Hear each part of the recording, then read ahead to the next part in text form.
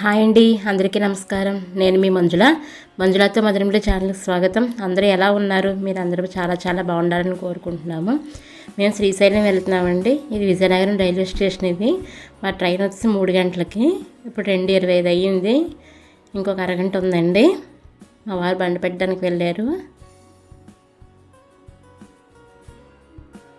శ్రీశైలం అంటే మార్కాపురం స్టేషన్ అండి. మార్కాపురంలో దిగాలి మేము.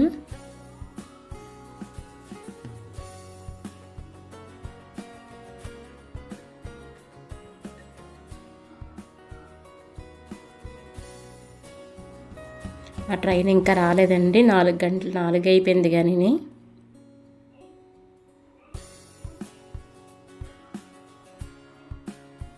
మామూలుగా అయితే మార్కాపురం 12:30 దిగాలి మేము. ఒక మా ట్రైన్ లైట్ అయింది కదండి. ఎన్ని గంటలకు దిగుతామో తెలియదు ఇంకా నాకును.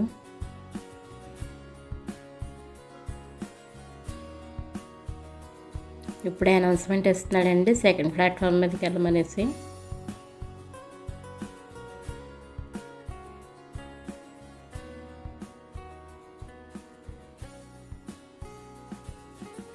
మేము మార్కాపురంలో దిగుతుల్లోకి 2:30 అయిందండి.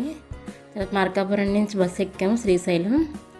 4 గంటన్నర పడుతుందంట జర్నీ. ఘాటీ ప్రత్యేకించి 2 గంటన్నర పడుతుందండి.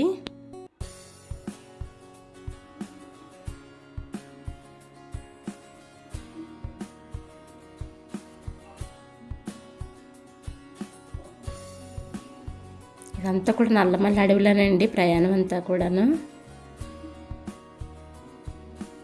మామూలుగా శ్రీశైలానికి అయితే నైట్ 9 గంటలతో కింద క్లోజ్ చేసేస్తారండి. పైకి రానివ్వరు, ఇంకా దారుణాల్లో ఆపేస్తారు మనల్ని. ఇక్కడ ఇలా మధ్యలో చిన్న చిన్న పల్లెటూర్లు ఉన్నాయండి. ఇంటికి ప్రహారీ గోడలు లేవు, ఇలా దడితో కట్టేసి ఉన్నాయండి.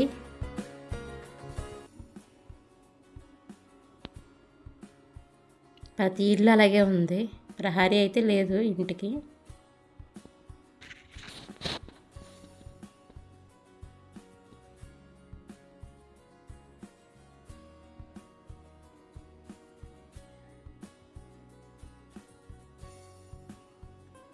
ఇది తిరుపతిలాగా 2 రూట్లు ఉండవండి. తిరుపతి అయితే మనకి వెళ్ళేది ఒకటి వచ్చేది ఒకటి ఉంటుంది. కానీ ఇది ఒకటే రూటు, రావడానికి వెళ్ళడానికి కూడాను.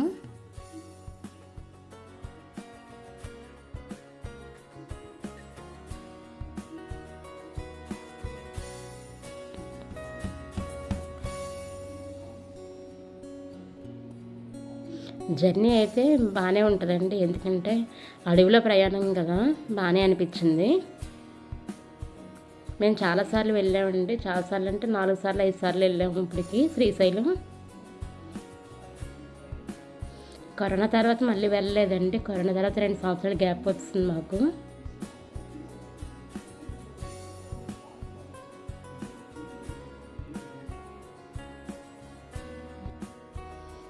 మధ్యలో మాత్రం 2 చిన్న చిన్న పల్లెటూర్లు ఎక్కువగానే ఉన్నాయండి.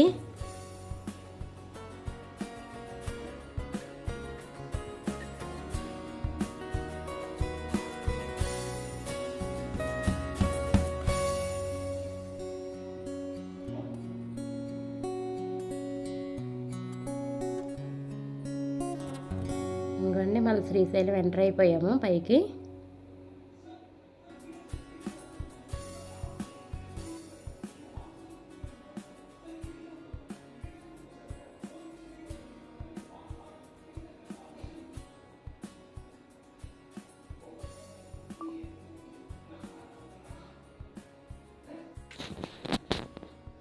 శ్రీశైలం చాలా బాగుంటుందండి. ఇక్కడ చాలామంది మహనీయులు నడిచిన ప్రదేశం ఇది. ఆ పార్వతీ పరమేశ్వర్లే దిగి వచ్చిన ప్రదేశం కూడానండి ఇది.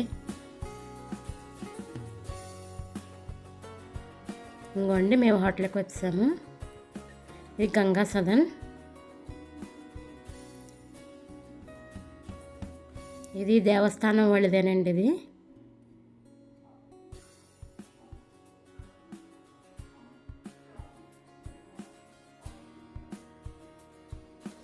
రూమ్స్ వచ్చి మనకి రాత్రి 8 గంటల నుంచి ఉదయం 8 గంటల వరకు ఇస్తున్నారు. మనకు తర్వాత కావాలంటే మనం మళ్ళీ వాళ్ళని అడిగి పెంచుకోవాల్సి ఉంటుంది రూము.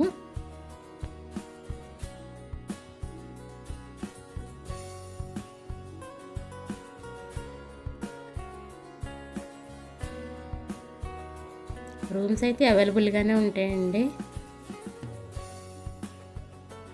కాస్ట్ కూడా తక్కువే ఉంటాయి ఇక్కడ. దేవస్థానం రూమ్స్ కదండి, అంత కాస్ట్ తక్కువ ఉంటాయి.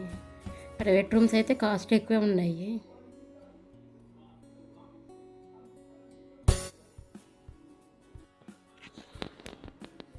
ఇదంతా కూడా మనకి రూమ్ అలౌట్ చేశారు కదండి, ఆ లోపల ఇదంతాను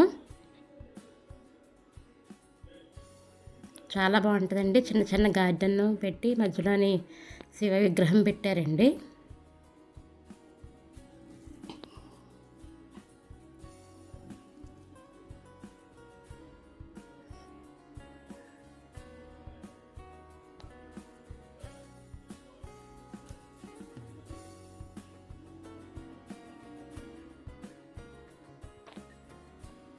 మేము ఇక్కడ మూడోసారి అండి ఇది రూమ్ తీసుకోవడం.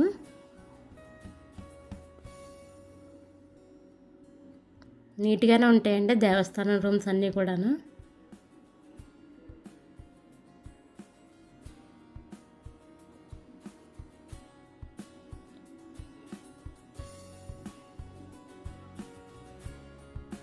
కాటేజ్ కూడా పెద్దదేనండి, బాగా ఎక్కువ రూమ్సే ఉన్నాయి. ఇప్పుడు మాకు ఇచ్చిన రూమ్ చూపిస్తాను రండి మీకు. ఇక్కడ ఏసీ నాన్ ఏసీ కూడా ఉన్నాయండి. ఏసీ 700 అంట, నాన్ ఏసీ 400 అంటండి.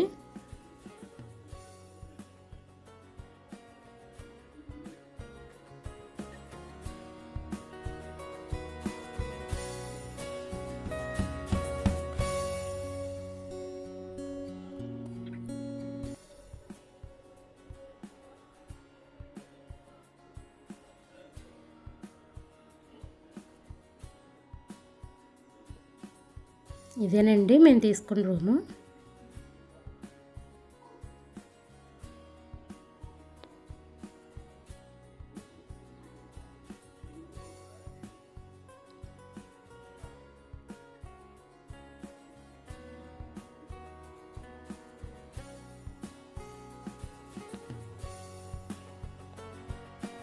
బయట బాల్కనీ అండి, ఇంకో కార్ పార్కింగ్. అది గౌరీ సదన్ అండి, అది ఇది గంగా సదన్, అది గౌరీ సదన్. ఇప్పుడు మేము రూమ్ నుంచి దేవుడి ఎంట్రన్స్కి వచ్చామండి. ఇది ఎంట్రన్స్ గేట్. ఇది రూమ్ నుంచి దగ్గరగానే ఉంటుందండి, నడుచుకుని వచ్చేయచ్చు, పర్వాలేదు.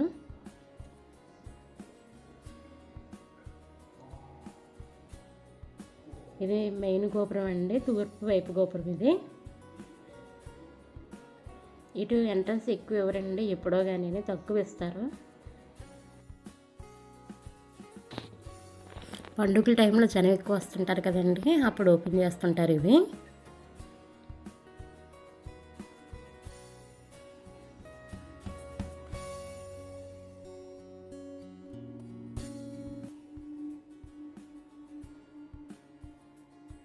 ఆ గుడి కనిపిస్తుంది కదండి, అక్కడ పరోక్ష సేవ చేస్తారండి దేవుడికి.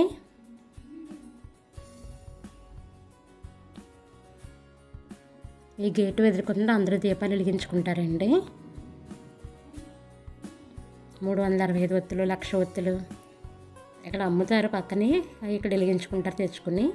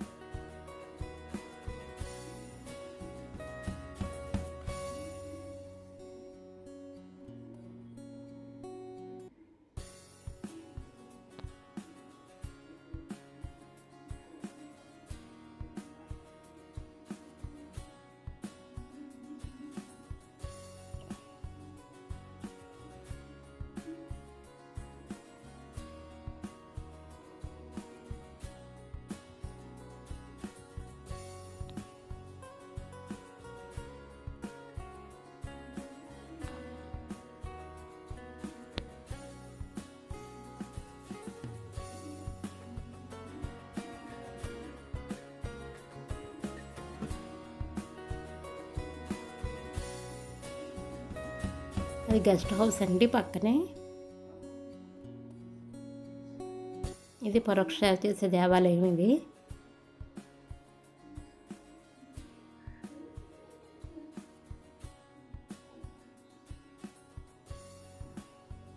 ఇదంతా కూడా షాపింగ్ ఏరియా అండి. ఇంకా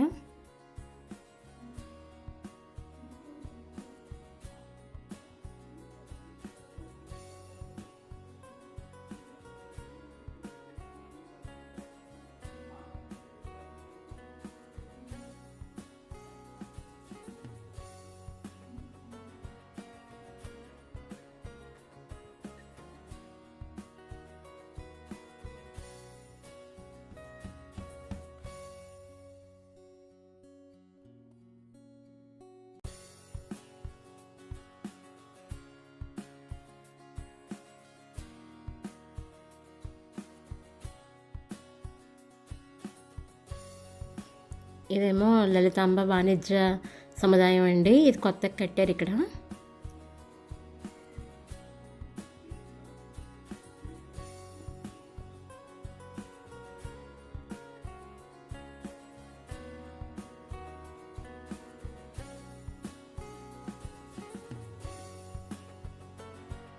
మనం అలా వెళ్ళాలండి దర్శనానికి.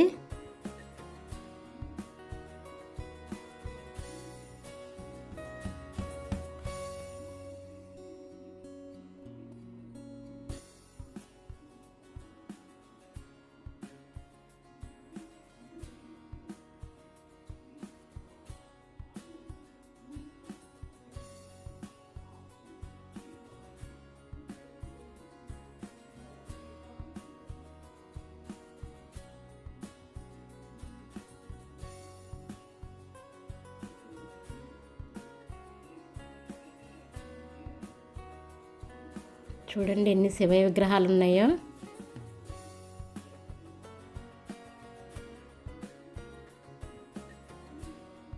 శ్రీశైలంలో ఎక్కువ గాజుల షాపులు ఉన్నాయండి, కానీ గాజుల మోడల్స్ కూడా బాగున్నాయి.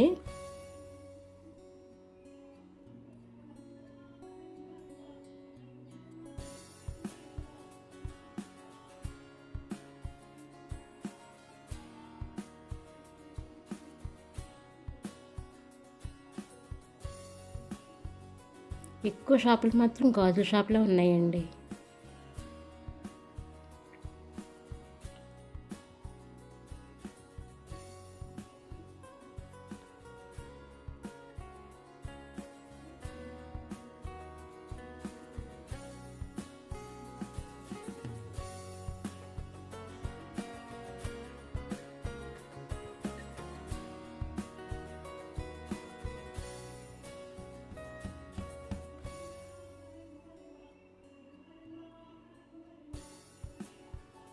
ఆ గాజులు 150 రూపాయలు అంటండి. అవన్నీ కూడా అంతేనంట, 150 రూపాయలేనంట. మనం బేరం చేయొచ్చండి, పర్వాలేదు.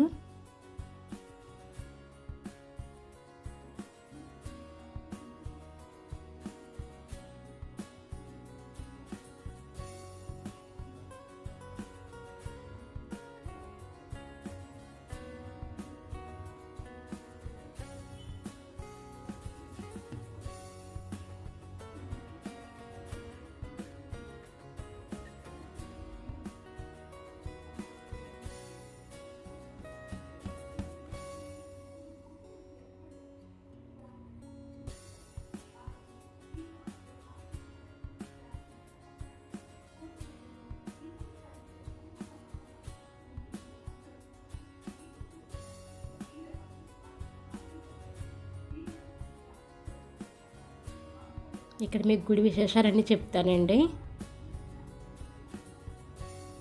ఇక్కడ గుడిలో అమ్మవారు భ్రమరాంబిక అమ్మవారండి, స్వామివారు మల్లికార్జున స్వామివారు. అమ్మవారేమో శక్తిపీఠాల్లో ఒకటి, అయ్యవారు జ్యోతిర్లింగాల్లో ఒకళ్ళండి. స్వామివారి దర్శనానికి టిక్కెట్లు 150 రూపాయలు ఉన్నాయి, 300 ఉన్నాయండి. ఇదివరకు అయితే స్పర్శ దర్శనం ఫ్రీగా ఇచ్చేవారు, ఒక టిక్కెట్ కూడా పెట్టేశారండి. దానికి 500 అంట స్పర్శ దర్శనం టిక్కెట్టు. అమ్మవారి దర్శనానికి అయితే టిక్కెట్ ఏమీ లేదండి, కాకపోతే మనం కుంకుమ పూజ చేయించుకోవాలంటే మాత్రం టిక్కెట్లు ఉన్నాయి. ఇక్కడ అభిషేకానికి కూడా ఉన్నాయండి. అయ్యవారి అభిషేకానికి అయితే గర్భాలయంలో అయితే 5,000 అంటండి. మామూలుగా పరోక్షంగా అయితే బయట ముఖమండపంలో అయితే 1500 అంట. లోపలికి మన ఫోన్లు గట్రా ఏం పట్టుకెళ్ళినవరండి, అవన్నీ మనం ఇక్కడే పెట్టేసుకోవాలి. జోళ్ళు, ఫోన్కి అయితే 5 రూపాయలు తీసుకుంటున్నారు.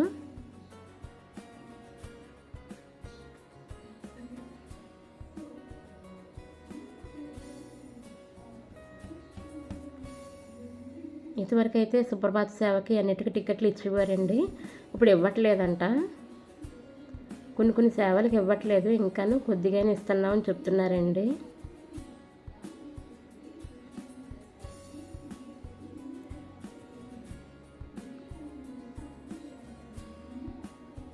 మొన్న 2వ శుక్రవారం వరలక్ష్మి వ్రతాలు జరిగినాయి అంటండి సామూహికంగాను. ఇక్కడ స్వామివారి దర్శనానికి అయితే సెల్ ఫోన్ గట్రా ఎలా లేదు కాబట్టి లోపలేం తీయలేకపోయాను. కాకపోతే స్వామివారి దర్శనానికి వెళ్ళే ముందు అయితే మాత్రం మనకి పెద్ద నందీశ్వరుడు దర్శనం ఇస్తారండి. నందీశ్వరుడు దర్శనం అయిపోయాక మనం లోపలికి వెళ్ళాక రత్నగర్భ గణపతి ఉంటారండి, ఆయన దర్శనం కూడా చేసుకున్నాక స్వామివారి దర్శనం ఉంటుంది మనకి. స్వామివారి దర్శనం కూడా అయిపోయాక పక్కనే భద్రకాళి సమేత వీరభద్ర స్వామి గుడి ఉంటుందండి. మన 3 దర్శించుకుని బయటకు వచ్చాక రుద్రమల్లికార్జున స్వామివారు ఉంటారండి. ఇక్కడ లోపల ఉపాలయాలు అయితే చాలా ఉన్నాయండి. ఇక్కడ రాముల వారు ప్రతిష్ఠించిన సహస్రలింగం, సీతా అమ్మవారు ప్రతిష్ఠించిన సహస్రలింగం కూడా ఉన్నాయండి. ఇక్కడ పాండవులు కూడా ప్రతిష్ఠించిన లింగాలు ఉంటాయి. ఇక్కడ సరస్వతి నది అంతర్వాహినిగా ప్రవహిస్తుందండి. ఆ నదిలోకి అంటే మనం ఆ చిన్న గుండంలా ఉంటుంది, అందులో చూస్తే కనుక స్వామివారి గుడి శిఖరం కనిపిస్తుందండి మనకు అందులోని. అది కూడా మనం దర్శనం చేసుకున్నాక ఇక్కడ త్రిపుల వృక్షం ఉంటుందండి. అంటే గురుదత్త అంటే దత్తాత్రేయ స్వామి వారు ఇక్కడ ధ్యానం చేసుకున్నారంట. ఇక్కడ గోశాల కూడా ఉందండి, అంటే మనం గోపూజ చేయించుకోవచ్చు. గోపూజకి అయితే 300 అంట. గోగ్రాసం తినిపించాలంటే 20 రూపాయలు అంటండి. 20 రూపాయలు తీసుకుని మనకు గ్రాసం ఇస్తున్నారు, మనం పట్టుకెళ్ళి ఆ గోవులు తినిపించవచ్చు. గోపూజ కూడా అయిపోయాక అక్కడ అన్నపూర్ణాదేవి వారి అమ్మవారి టెంపుల్ ఉంటుందండి. ఆ టెంపుల్ కూడా పురాతనమైన టెంపులే అది కూడా చూసుకున్నాక పైన రాహుకేతులు పూజ చేస్తారండి. సుబ్రహ్మణ్య స్వామి పూజలు చేస్తారు అక్కడ కూడాను. ఇవి చూసుకున్న తర్వాత ఆ పక్కనే ఛత్రపతి శివాజీకి అమ్మవారు ఖడ్గం ఇచ్చిన విగ్రహం కూడా ఉంటుందండి. ఇవన్నీ చూసుకున్నాక అమ్మవారి టెంపుల్కి వెళ్దామండి. అమ్మవారి టెంపుల్లో కుంకుమ పూజ చేస్తారండి. పూజకి టికెట్లు ముందు ఆన్లైన్లో బుక్ చేసుకోవాలండి. కాకపోతే పౌర్ణమి రోజు అయితే పూజ చేయరంట, వాళ్ళు తెలియక ఆన్లైన్లో పెట్టేశారంటండి. మేము పూజకని వెలుతుల్లోకి లేట్ అయింది, 6 గంటల నుంచి 9 గంటల లోపల ఎప్పుడైనా వెళ్ళొచ్చు. కాకపోతే బ్రాహ్మిన్స్ అందరూ కూర్చొని పూజ చేసుకుంటున్నారు. అక్కడ ఒక పెద్ద మిగతా వాళ్ళని అందరినీ దెబ్బలాడుతున్నారు, ఈరోజు పౌర్ణమి పూజ ఎవరేమన్నారు మిమ్మల్ని టిక్కెట్లు అనేసి. ఇంక ఈరోజు జరగదురా బాబు మాకు పూజ అనుకున్నాను నేను. అలా కూర్చున్నామండి, 9 గంటల దాకా కూర్చోబెట్టారు మమ్మల్ని. కూర్చున్నాము.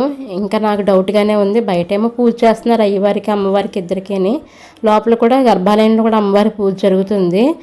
ఇంకా అలా 9:30కి ఇచ్చారండి మాకు పూజ, కుంకుమ పూజ. అమ్మ ఈవేళ పౌర్ణమి అదృష్టం బాగానే దొరికింది అనుకున్నాను. నాకు చివరి నిమిషం వరకు కూడా అస్సలు నమ్మకం లేదండి, జరుగుద్దా లేదా అనేసి అనుకుంటానే ఉన్నాను నేను. కాకపోతే ఎప్పుడు పౌర్ణమికి ఇవ్వరంట, ఈసారి శుక్రవారం పౌర్ణమి ఉదయం తిథి వచ్చింది కదా అన్నట్టుగా ఆ రోజు క్యాన్సిల్ చేసుకున్నారంట. అక్కడ బ్రాహ్మిన్స్ ఏమో వాళ్ళని దెబ్బలాడుతున్నారు, ఈరోజు ఇవ్వకూడదు మీరు అని చెప్పేసి. ఇంకోండి విగ్రహం కనిపిస్తుంది కదా మీకు, లోపల అమ్మవారిది ఇలాగే ఉంటుంది. అమ్మవారు చిన్నగా ఉంటారండి. మొత్తం మీద మాకు కుంకుమ పూజ అయితే జరిగిందండి పౌర్ణమి రోజు. అక్కడ బ్రాహ్మిన్స్ మాత్రం లక్షవారం సాయంత్రం కుంకుమ పూజ చేసుకున్నారు. పౌర్ణమి కూడా అప్పుడే ఎక్కువ ఉందనేసి అదే కుంకుమ పూజ మాకు కూడా చేయించారు. బాగానే అయిపోయిందండి. అది అయిపోయాక స్వామివారి దర్శనానికి వెళ్ళాము. మాదే లాస్ట్ దర్శనం అండి, దర్శనం కూడా మాకు 11 అయిపోయింది స్వామివారి దర్శనం చేసుకుంటులోకి. ఇంకేది మీకు కనిపిస్తుంది కదండి, ఇది రుద్రాక్ష మొక్క అండి. ఇది దానికి ఉన్నాయి కదా కాయలు, అవి కూడా రుద్రాక్ష కాయలు అవి.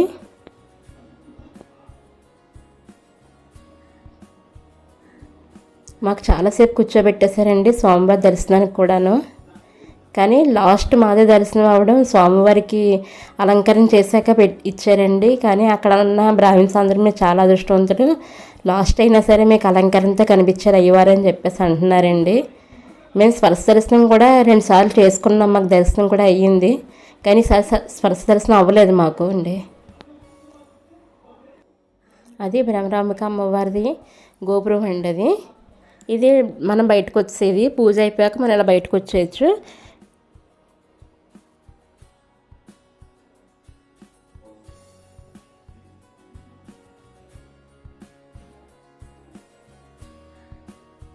ఇది కదంబం వృక్షం అండి. ఎన్ని పువ్వులు ఉన్నాయో దీని నిండాను.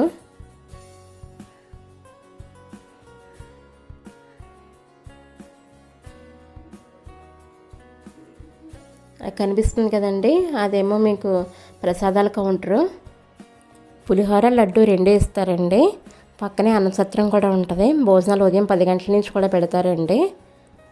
ఈ వీడియో కనుక మీకు నచ్చితే కనుక లైక్ చేయండి, షేర్ చేయండి, సబ్స్క్రైబ్ చేయండి. రేపు ఇంకా విశేషాలతో మీ ముందుకు వస్తాను. ఇంకా ఇక్కడ సాక్షి గణపతి దేవాలయం కూడా చూపిస్తానండి మీకు. Thank you for